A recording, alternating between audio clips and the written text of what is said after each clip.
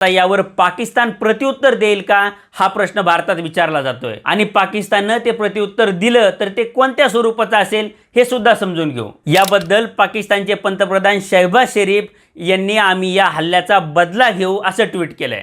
त्यामुळे पाकिस्तान काहीतरी प्रत्युत्तर देईल हे नक्की आहे। हे झालं पाकिस्तानच्या पंतप्रधानांचं म्हणणं, पण भारताला प्रत्युत्तर देणं ही पाकिस्तानी सैन्याची सध्या गरज आहे। त्याचं कारण काय आहे तर पहलगाम हल्ल्यानंतर भारत आणि पाकिस्तान या दोन्ही देशांच्या सेना या अलर्ट मोडवर होत्या। दोन्ही देशांचे एअर डिफेन्स सिस्टीम हे पूर्णतः कार्यान्वित केले गेले होते, तरीही भारतानं मिसाईल डागले आणि आपले टार्गेट अचूकपणे नष्ट केले। पण पाकिस्तानी एअर डिफेन्स सिस्टीमला अलर्ट मोडवर असून सुद्धा यापैकी एकही मिसाईल रोखता आलेली नाहीये। त्यामुळे पाकिस्तानमध्येच पाकिस्तानी सैन्याची नाचक्की झालेली आहे। त्यामुळे हा डाग पुसण्यासाठी पाकिस्तानी सैन्याची इच्छा असो किंवा नसो त्यांना प्रत्युत्तर देणं हे भाग आहे।